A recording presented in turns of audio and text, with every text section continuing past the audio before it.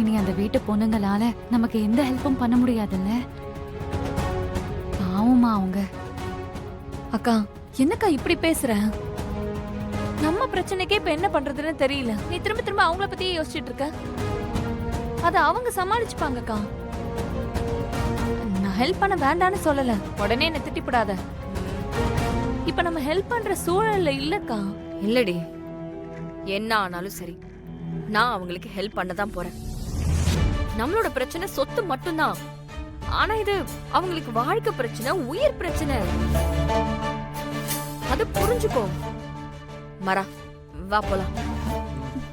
அக்கா மரா பாத்து பாத்து போயிட்டு வாங்க. ஐயோ, வள்ளியம்மா, போக வேண்டாம்னு சொல்ல மாட்டீங்களா? எப்படி பிருந்தா வேணான்னு சொல்ல முடியும்?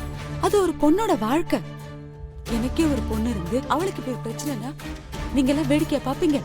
யாரா இருந்தாலும் ஒண்ணுதான் பிருந்தா. நீங்க போயிட்டு வாங்க. சரி போயிட்டு வரோம். சரிதா வீரா வா போலாம்.